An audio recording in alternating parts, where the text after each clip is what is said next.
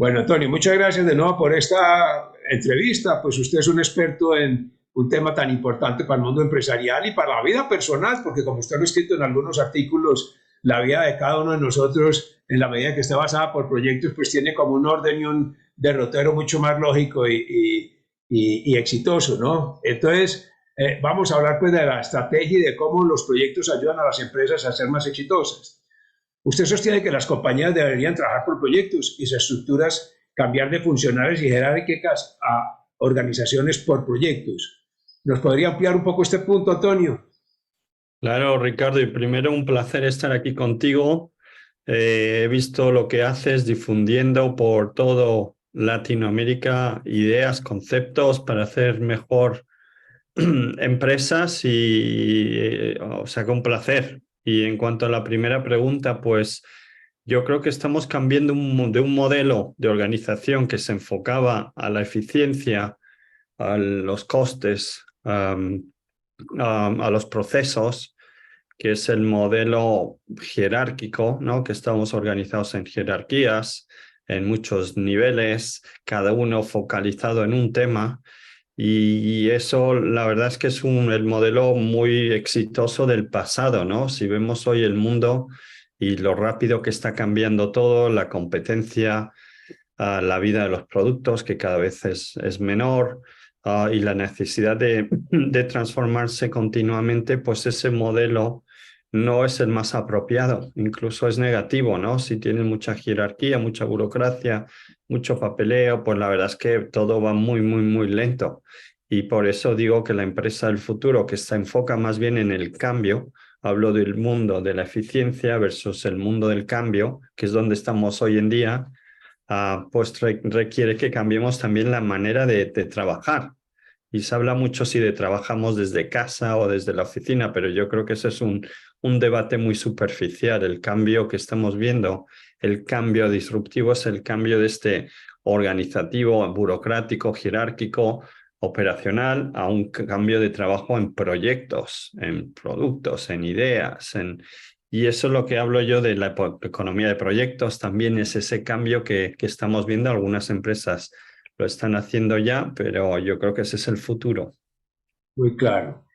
Sí, en gobierno corporativo uno sostiene que la junta directiva debe discutir la estrategia con el equipo de gerencia y finalmente es la junta directiva la que debe aprobar la estrategia. Pero una vez aprobada esta, la junta y el equipo de gerencia deben revisar la estructura organizacional y confirmar que es el ideal para lograr esos objetivos. Con la recomendación suya, deberían entonces los miembros de las juntas directivas capacitarse en cómo son las organizaciones por proyectos. Exacto, exacto, Ricardo. Yo creo que a nivel de corporativo hace falta también ajustarse a los tiempos modernos, y yo creo que no es suficiente hoy en día con aprobar una estrategia, ¿no? Hay que ver que tenemos los recursos, que la empresa tiene la cultura, la agilidad, la gobernanza, ¿no? ¿Quién es responsable de qué? Para asegurarse de que esa estrategia, esa transformación se va a cumplir. No por aprobarla ya se cumple. Hemos visto que incluso hoy en día un 80% de las estrategias fracasan. O sea que necesita una implicación diferente. Los directivos tienen que involucrarse más en la implementación de las estrategias y no solo en la planificación, ¿no? Que es lo que se hacía en el pasado. ¿Y cómo es entonces una estructura organizacional por proyectos? ¿Cómo funciona una organización que en lugar de tener descripción de cargos, tiene descripción de proyectos? Muy buena pregunta, Ricardo. La verdad es que todavía se están desarrollando estos modelos, porque yo creo que todavía no hay un modelo fijo. Si ves a empresas startup, ¿no? De primeras, empiezan con unas estructuras muy ágiles, ¿no? No hay jerarquías. Hay gente que trabaja en las prioridades, en los productos, en los lanzamientos. O sea que no hay eso. Una vez que es una empresa ya más establecida, pues sí que se ven estos niveles. Lo que yo estoy investigando y viendo más y más es que las empresas, que nos vamos a una empresa de modelo de dos facetas, ¿no? Necesitamos mantener una parte operativa, que esa sí que puedes tener jerárquica, y como va a haber mucho más automatización, mucho más artificial intelligence. sea que la gente involucrada en operaciones va a ser menor, pero necesitamos esa estructura. Y luego está la parte más bien del cambio, que eso ya sé, yo creo que lo que he visto es que son empresas que pues tienen 10 proyectos estratégicos y estos proyectos tienen equipos definidos que trabajan a tiempo pleno en los proyectos, súper ágiles, deciden ellos, tienen presupuestos, recursos, support de la jerarquía de los ejecutivos y los ejecutan. O sea que es un modelo doble, ¿no? Un modelo Híbrido. que es híbrido, más o menos. Sí, interesante. Mm. ¿Implica eso que las compañías deben tener una especie de Project Management Office para tener éxito en todos estos proyectos? Sí, yo creo que también el Project Management Office, oficina de proyectos, tiene que evolucionar, ¿no?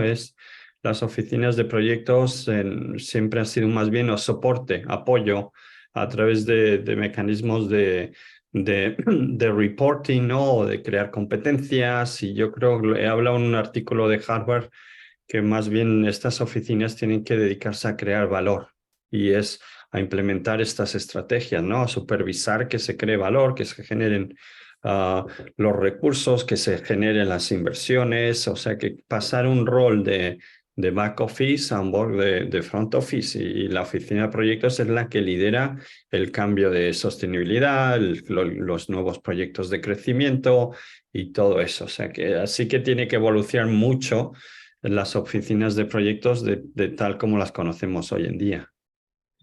Usted mencionó ahora pues el tema de que las compañías prácticamente en un 80% fracasan en la implementación de su estrategia. ¿Por qué una organización por proyectos mejora las posibilidades de implementación de la estrategia? Porque hay mucha más agilidad, hay mucho más enfoque en las capacidades del proyecto, se sigue más al día a día. Un ejemplo, Ricardo, muy importante es cómo se desarrolló la primera vacuna del COVID, ¿no? Que yo lo creo que esto da la capacidad del éxito que podemos tener. Una vacuna antes del COVID se desarrollaba en 12 a 15 años en una empresa, en un sistema muy jerárquico, muchas fases, muchos gobernanza y tal, se consiguió en 10 meses. ¿Cómo lo hicieron? Y si lo analizas, pues sí que fue una organización project driven de proyecto, con la gente involucrada, con los CEOs involucrados, con recursos, creando ecosistemas, con la competencia, con los reguladores, con un bien común. Entonces, eso es lo que yo creo que hace la diferencia, que si consigue, no para todos sus proyectos, solamente estoy hablando de los 3 proyectos más importantes que tenéis en las empresas. Eso sí que se tienen que gestionar de esta manera para ver cambio, para acelerar los procesos y la implementación de estos temas tan estratégicos. Volvamos al planteamiento que usted acaba de mencionar, pues digamos que las compañías van a tener que buscar como una organización híbrida. Hay Eso. un tema pues de mejoramiento continuo y de ejecución diaria que va a estar a cargo de una parte de la organización de la compañía, pero por otro lado, pues las empresas tendrán que tener un par de proyectos que sean los que transformen el futuro de la compañía, que la preparen para la competencia y para diferenciarse de lo que va Eso. a pasar en los 3 o 5 años siguientes y así buscar, como usted decía, el crecimiento buscando el lanzamiento de nuevos productos, nuevas líneas de producción o buscando nuevos mercados. Eh, ¿Cómo, ¿Cómo va a funcionar una organización de estas? ¿Va a haber un presidente general para las dos organizaciones? ¿Cómo nos puede dar un poquito más de detalle? ¿Cómo prevé usted que va a ser la tendencia organizacional para ese futuro que viene cambiando tan rápidamente?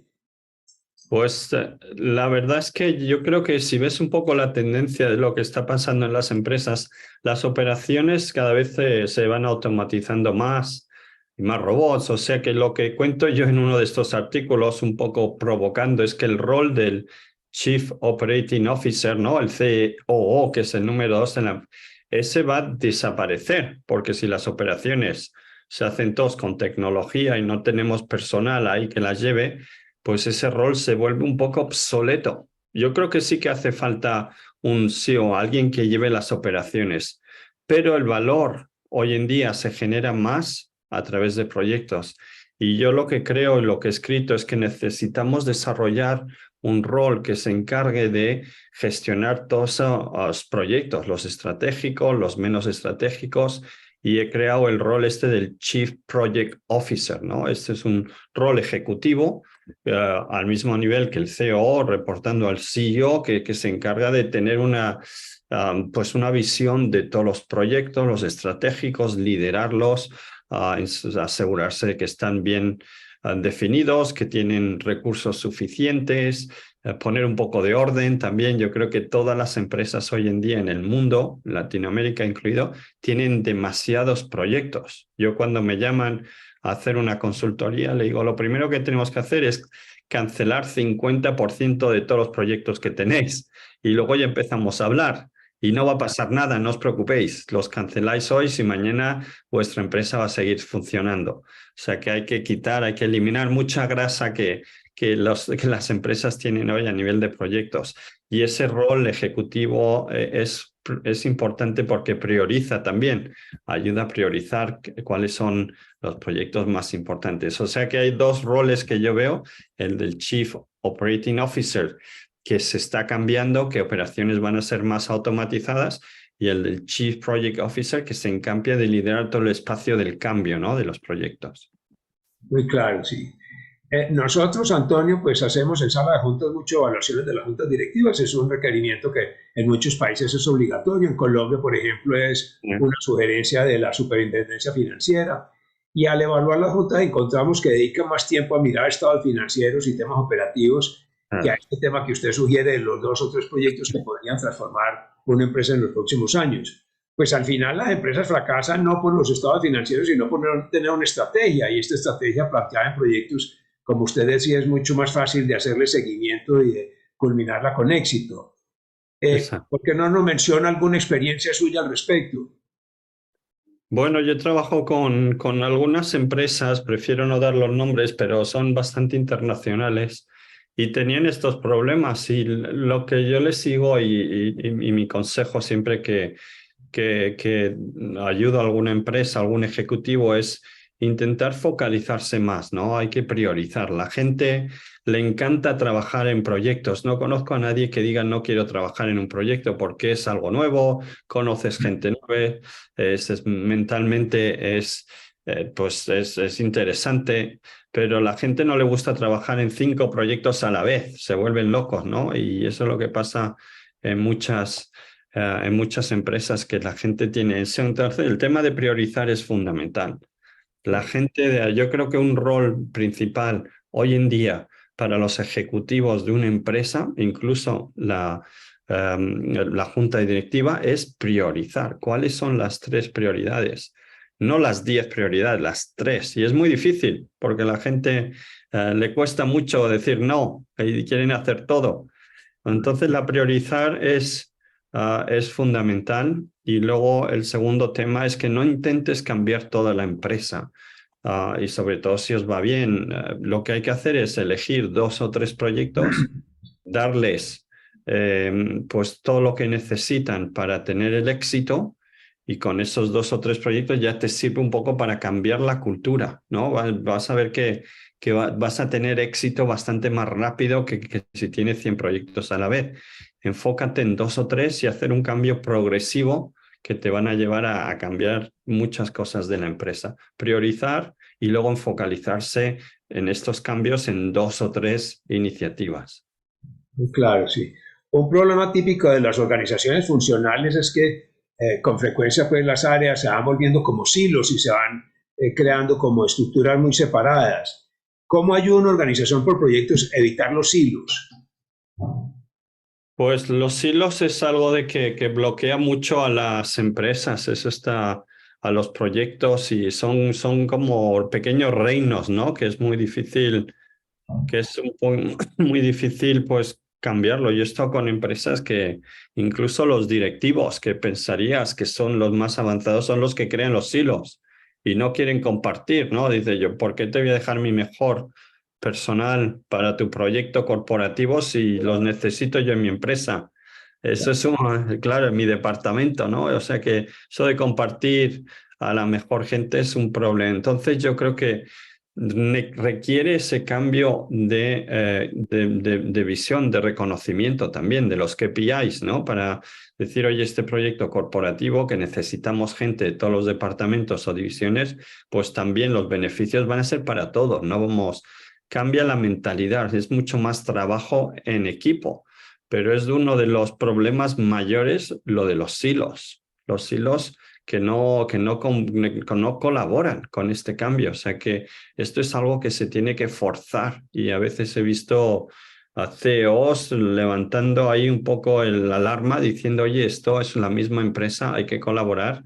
Y una vez que ya se soluciona ese tema de colaborar, las cosas van mucho más rápidas. Pero sí es un gran problema. Mirando experiencias internacionales, uno observa que las compañías que empiezan a trabajar por proyectos como que logran generar una mayor motivación entre su gente. ¿Usted confirmaría eso? ¿Cree usted que cuando una organización empieza a trabajar por proyectos puede como enganchar mejor la gente como alrededor de los propósitos de la organización? Totalmente de acuerdo. O sea que es más fácil trabajar, ir a la oficina y estar contento cuando trabajas en un proyecto con un propósito, que te sientas orgulloso, ¿no? Y eso falta muchos. Me da pena ver que tantas empresas que les preguntas a la gente, ¿tú por qué vienes a trabajar? Y nada, la mayoría dices para ganar dinero, pero nadie te habla porque queremos hacer un mundo mejor, porque queremos hacer una empresa líder, porque queremos cambiar o solucionar estos problemas. Y los proyectos ayudan mucho en esto, ¿no? Yo en mi libro de Harvard, en otros libros, hablo de la importancia del propósito en los proyectos. La gente se va a enganchar al trabajo si tienes un propósito, a un proyecto si hay un propósito. No es el business case, no es que vayas a ganar 10 millones o 100 millones, eso no atrae, no engancha hoy en día a la gente.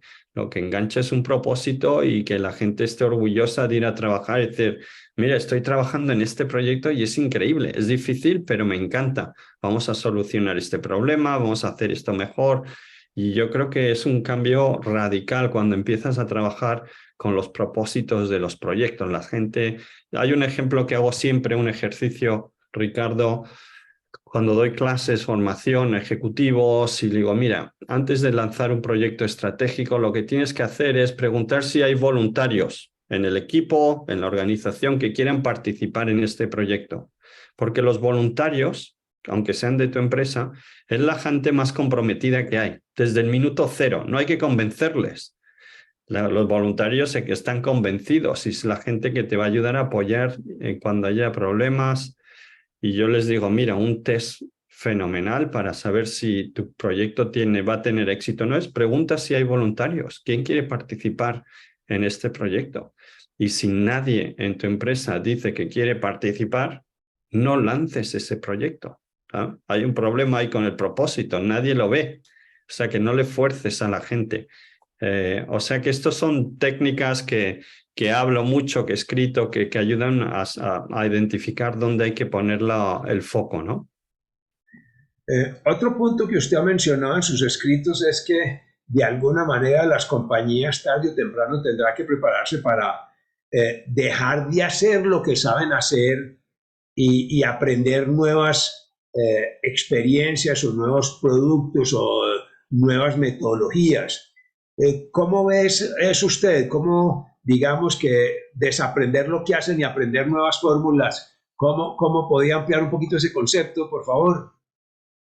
Bueno, yo creo que nos hemos enfocado un poquito mal en lo de las metodologías. Estoy escribiendo ahora un artículo que en los últimos 20 años, desde que aparecieron los métodos ágiles, pues ha habido una especie de guerra entre métodos, diciendo, oye, el project management tradicional se ha quedado un poco obsoleto, olvídate, quítalo de encima, trabaja en métodos ágiles. Y lo mismo, gente trabajando con el método más tradicional odiaba los temas ágiles. Y yo creo que eso ha sido un error tremendo porque cada proyecto necesita diferentes herramientas y metodologías. La mayoría de proyectos estratégicos necesitan una combinación y la mayoría de proyectos estratégicos necesitan utilizar métodos ágiles, métodos tradicionales, métodos de cambio de gestión de cambio, métodos de Lean Startup, y no los tenemos. O sea que hace falta urgentemente que las empresas se olviden de utilizar solo una herramienta o un método para todo lo que es los cambios y los proyectos y desarrollar pues una caja de herramientas, metodologías y desarrollar competencias en estos ámbitos. Los project managers no tienen que saberlo todo, pero sí que tienes que saber qué partes de tu transformación tienen que utilizar esta metodología, este método, esta herramienta, un poco como directores de orquesta, ¿no? Sabemos cómo gestionar y las herramientas que hay que utilizar. Y ahí hay mucho, mucho por hacer. Muy claro.